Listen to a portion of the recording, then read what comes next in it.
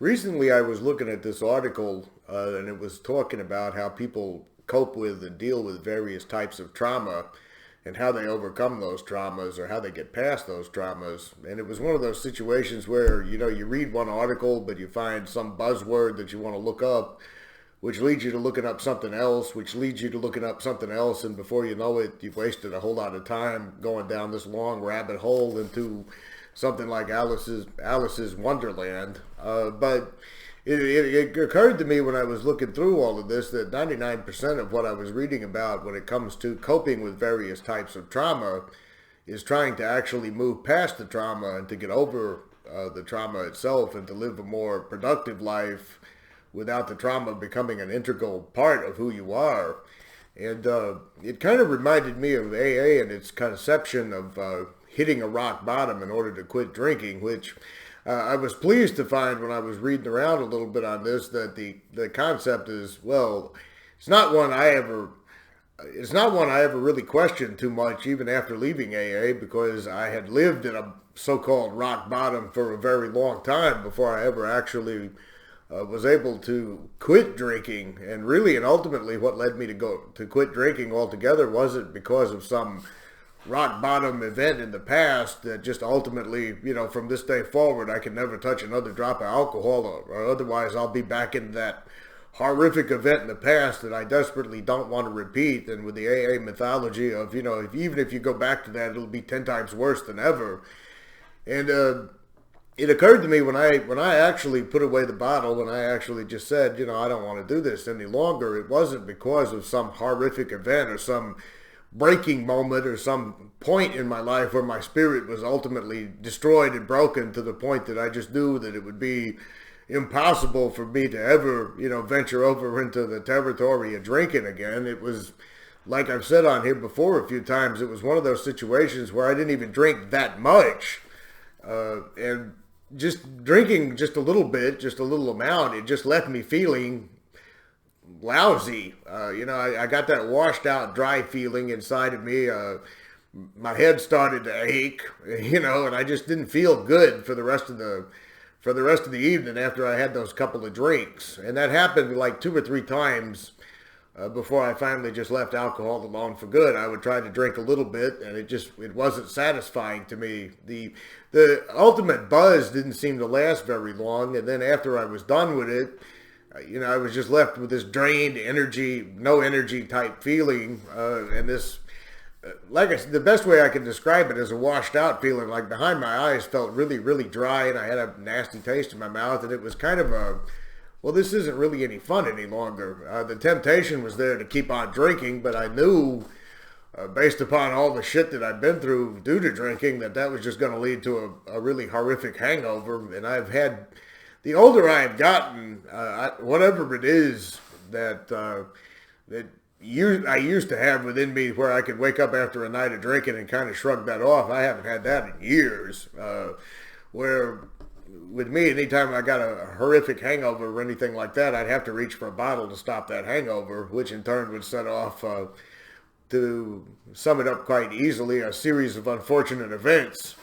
And I just didn't feel it was worth the struggle. I didn't feel it was worth the waste of time. I didn't really feel like dealing with that any longer. I was like, well, I feel pretty good most of the time when I'm not boozing, so it might just be better to quit boozing. It had nothing to do with a traumatic event that happened in my past that was a rock bottom. It had nothing to do with anything horrible that happened to me as a result of all my past experiences with drinking. I mean, sure, it played an influential factor on it, of course. I mean, if I hadn't experienced so many shaky mornings where I was reaching for a bottle to kill the shakes, then no doubt it would have played a part in my decision making, but it didn't play the role the way that AA had tried to brainwash me into believing it would be, where you have this horrifying event that ultimately crushes you and ultimately puts you in a place. They say in AA a lot, it was then I became willing. And what they really mean is it was then that I became susceptible to brainwashing is what they're talking about. It's really telling that an organization preaches to you that you have to be in a place of extreme pain and extreme anguish and extreme despair before they can actually do anything for you. which, it was never obvious to me back then, but it's obvious to me now, painfully obvious to me that, desperate people will believe anything when they're desperate enough. Any lie that you tell them when you're desperate enough to believe it doesn't mean that you're being told a good lie. It doesn't mean that you're being told anything that's going to be remotely useful to you whatsoever. It just means that you're desperate, frightened, and you're willing to believe anything that promises to take you away from that feeling of being frightened, terrified, and alone, and anguished, and in physical pain.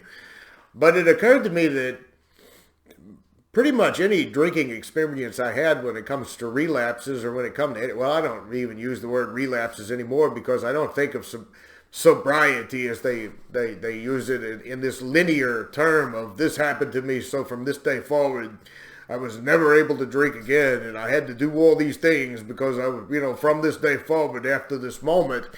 It never played any part in any of my drinking career as far as drawing upon misery of the past. I would see people overanalyze this so much in AA. They'd say, well, I have a built-in forgetter. I forget the horror. Well, you're kind of designed and hardwired to forget the horror.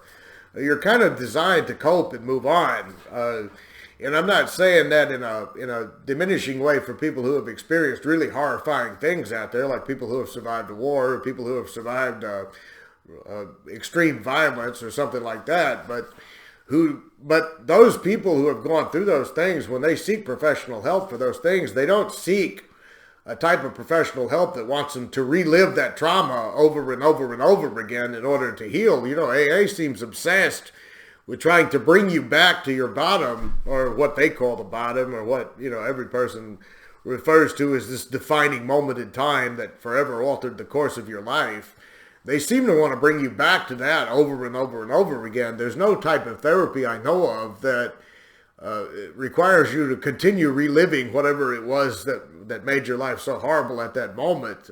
Anybody who's ever had a moment of, I guess I'll rip off the old 90s movie, Total Recall. Whenever you recall an event that was really bad for you, you feel physically ill. You feel almost as though you're in that event all over again. As a matter of fact, I remember reading about that was one of the reasons that PTSD was so horrifying to people, because it's not like you're remembering something. It's like you're actually there again. You're actually in that moment. And to think that you have to keep returning to that moment for the rest of your life in order to be fulfilled, or in order to get past any kind of crippling behavior or an addiction, is just, not only is it very redundant, but it's very unhealthy. It was kind of interesting. I've seen historians kind of grasp at straws a little bit with this, but I remember Russian writer Dostoevsky faced an execution one time. He was brought out. It was a mock execution. It was something that was done. I don't think it was just the Russian royals. I think a lot of different governments, regimes, or whatever would do this to people in order to make people ingratiated to them. But they took these people out. They'd line them up against the wall like they were about to die, and then they would pardon them at the last second. Now, of course, like in Dostoevsky's case, can't say that right, that's a bit of a mouthful, but in his case, they already knew they were going to pardon him before they even put him up against the wall for the fireman squad. But it had a more powerful effect upon an individual if you thought you were really about to die, and then you were told at the very last second, we've decided to spare your life. It would create quite a mind fuck, would be the easiest, most blunt way to put that. But it was even addressed in one of his books. I forgot which one. He wrote some really thick ones. I remember having a hard time getting through Crime and Punishment. The case of Raskolnikov, who tries to commit a murder and tries to justify, maybe I could do 1,000 good deeds to erase the bad deed type of situation. But it was in one of his books where an individual, a character, stated to think that I was about to die and didn't even have to die, which was more or less, I guess, the closest you'll ever get to an actual confession of what he felt like at that moment, right before he was mock executed. But, and what I mean by historians grasping at straws about this, later on in life, he had a severe problem with gambling. He would literally could make a fortune off of a particular book. Well, not a fortune like today's glamorous writers or anything like that, but for for the time period, he would make a substantial sum that he could survive off of, we'll put it that way, and he would go gamble it all the way. Some historians will actually say he was trying to recapture that moment of desperation in the firing squad in order to spark the creative genius that existed within him, because he does allude to that in his works. That in that moment when that character was facing death, he would never waste a single moment of his life if he was given a moment to live again. There's no actual, to my knowledge, there's no actual historical proof of that. There's nothing in a journal or a diary or anything to indicate that he was trying to recapture trauma in order to recreate a creative genius or whatever it was within him.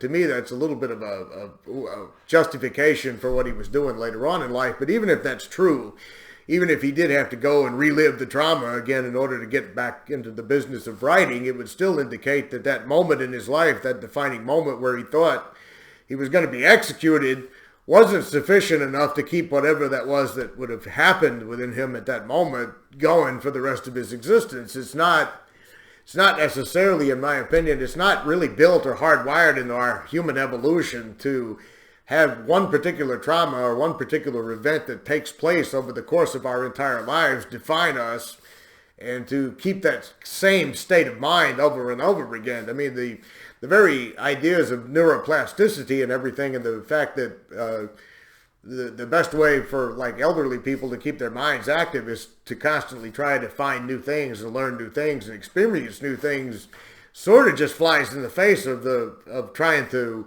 be stuck in a complete trauma and letting that define your entire existence from now on. It was one of the criticisms I had for a film that I remember when it came on. It only ran on American television one time.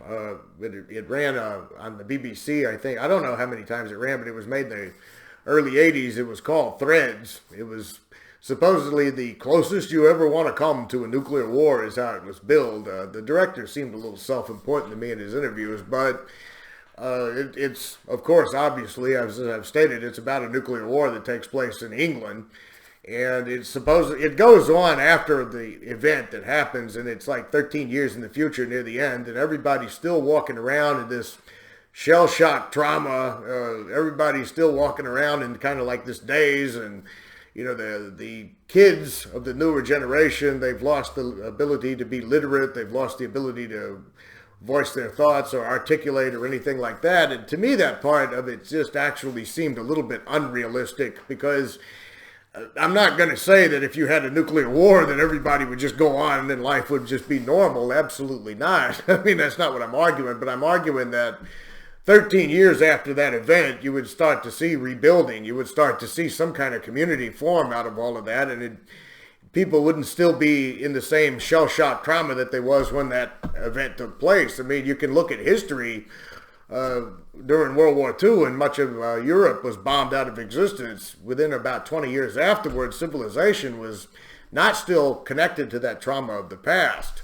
I'm wandering off topic here. I'll get into a long dissertation about European film and art after the Second World War if I keep going here. I know where my train of thought's going with that, so I'll stop on that level alone to just say that the idea that you have this bottom, this event that occurs as a result of your addictions, and therefore it's going to put you in this fragile state where you can be brainwashed by AA for the rest of your existence, constantly debasing yourself on all these moral inventories by constantly dredging up every humiliating thing that ever happened in your life, and constantly feeling that you have to make amends, and constantly feeling you have to surrender, constantly feeling you can't have any control over your own life because you made mistakes with your addiction or your active addiction, is just not even remotely realistic.